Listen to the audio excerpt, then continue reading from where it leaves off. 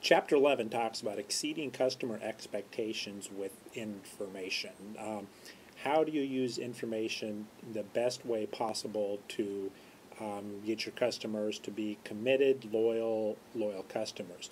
The great news about this, of course, is in the 21st century that the speed at which we can provide information is absolutely incredulous. The number of different methods we have to pass on information to our customers is at an all-time high. So really, it's all right there for our doing. Surprisingly, more and more companies aren't doing it, or they're doing it poorly. So this means that for the business that is really information savvy, there are opportunities to achieve some great things in terms of working with your customers. As the book says, that a company that delivers A plus information, again, A plus is we're exceeding expectations by communicating in ways that are more timely, clear, interesting, or creative than its customers anticipate. That's a big thing, is going above and beyond what the customer is anticipating or expecting you. Surprise them. Surprise them in a good way, though. Now, for e-commerce, which is a pretty popular form of business, you think of companies ranging from Amazon and Land's End as being some of the ones that are doing e-commerce really well. Timely information on the status of customer orders is especially important to retention and loyalty. That's a great thing that Amazon and some of the other companies do, is once you place an order, you don't just sit back there and wait for the product to come, wondering how long it's going to take, where it is. They'll send you the email updates of when it's been shipped. You can check online with the postal service to see where it is in its shipping. That is a great service to be able to do, because there's always that hesitation when we order something. I think especially true up here in Alaska, where traditionally we've had to wait a long time for products to get to us. It's nice to have that reassurance, especially when the company is sending you the email updates. They're reaching out to you saying this is where your product is. So great form of customer service, great way to provide information.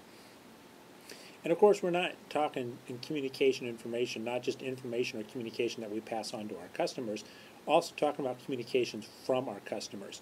You ignore them, it's going to damage goodwill. So take time to answer emails and letters, and that's going to really help build goodwill with your customers.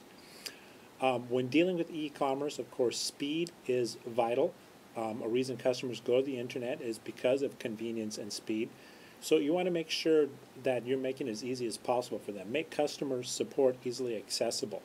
Honor what's known as the customer feedback loop, and don't rely entirely on FAQs, as that's going to be the problem solver for all of your customers' questions. Tim's talks about the impact of informational media in a few different areas. One is informational hand-holding. That's how do we reach across and provide one-on-one information communication to our customers up close and personal, and that's where the hand-holding idea comes in. Examples of that include personal guides, personal shoppers, private bankers, providing backup phone numbers, really establishing a one-on-one contact with customers. Tim's talks about the idea of media selection, the difference between efficiency and efficacy. Make sure you read the definition to the two and what the difference is between them, and when one is suitable or appropriate and the other one isn't. Message clarity of course is important. With message clarity, you're talking about using short, clear sentences, having a logical sequencing of information so that it reads in a proper order that doesn't take away from the message, that makes sense to the person who's reading it. And repetition is oftentimes a very good thing for getting a point across through informational messages. Information accessibility. How do you make your information, make sure that it's available, that customers know where to find it, such as using graphics and icons for key information, using color to enhance accessibility, and focusing less on the idea of order and more on access. So it's really good to look within your organization. Okay, where do we have information on products available, and how easy is it for the customer to find it? Is it in a logical place? How can we make it stand out more so that customers are getting the information they need and want? user groups. This is a real great idea of bringing customers together who are loyal to your product, who love your product, and letting them be sort of your ambassadors um, for the product, and getting information out that way. So you bring these customers together, these like-minded, loyal customers together. You offer them additional product information or some sort of training to put them in the role of ambassador or spokesperson. And this is a really great way to build customer relationships and loyalty. And of course, the great example out there that any organization would love to have would be with Harley Davidson and how loyal those groups are, and the idea of the HOG, the Harley's owners group, of what that is some excellent advertising right there. It's really about putting into place communities of practice where customers or employees can share tips and ideas. That can be virtual or that can be in the real world.